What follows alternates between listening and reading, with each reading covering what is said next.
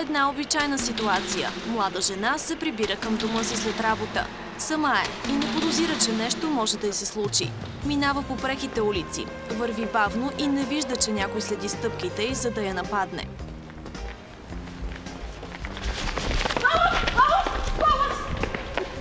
Това е поредната жертва на уличните престъпници. Обикновено нападенията стават късно вечер на по-тихи и закътани места. Там крадците могат лесно да докопат плячката си и да вземат това, което искат. Най-често преследват жени, защото са беззащитни. Няма значение дали са млади или по-възрастни. Въпреки че напоследък уличните нападения са зачестили, хората не знаят какво да направят в подобни ситуации и изпадат в паника. Вие знаете ли как да реагирате при нападение на улицата? Не особено. Викам. Мисля, че никой не би обърнал внимание, дори ако ви нападнат. Просто всеки ще подмине. Не. Освен да крещи. Не ми идва нищо друго на ум. И да бягаме. И да се съпротивляваме. Аз не мога да се съпротивлявам. Ти можеш ли? Аз много давна се каня да си купя такъв защитен спрей, ама с каленето си оставам.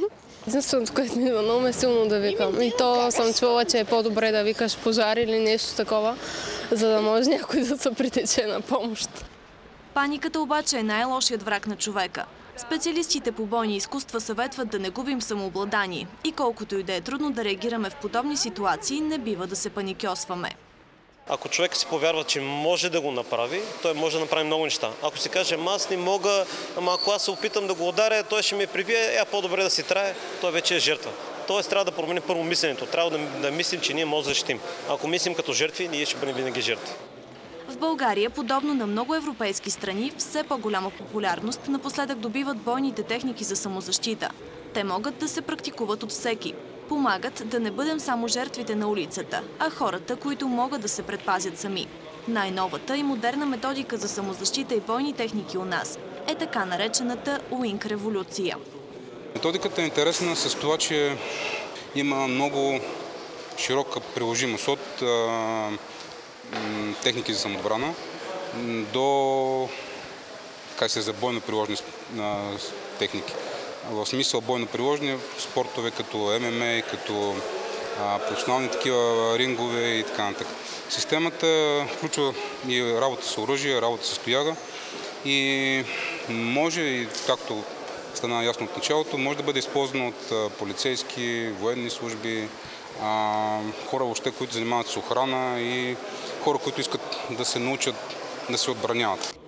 Бойните техники обаче не могат да се научат от екшените.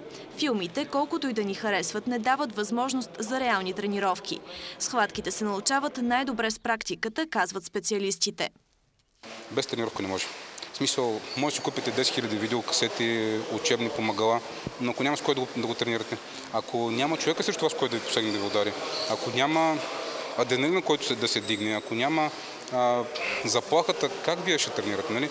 Не може да се учите да правите разрез на някакъв, примерно на апендицит и да тренирате вкъщи на видеокасета. Така че тренировките определено са нещо, което е важно да го има, независимо какъв е стила. Съвременните техники могат да се практикуват и от хора, които тепърва навлизат в спорта и намират време за тренировки покрай професията си. Както, например, прави Антон Въдев.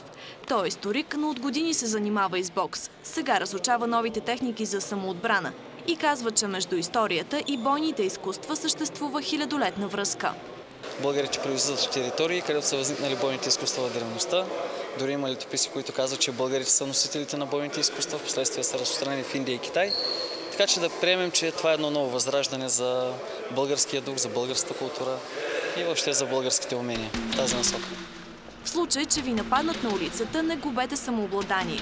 Ако се наложи, използвайте дамската си чанта или чадъра като оръжие за самозащита. В крайна сметка, може пък вашият кураж да стресне нападателя.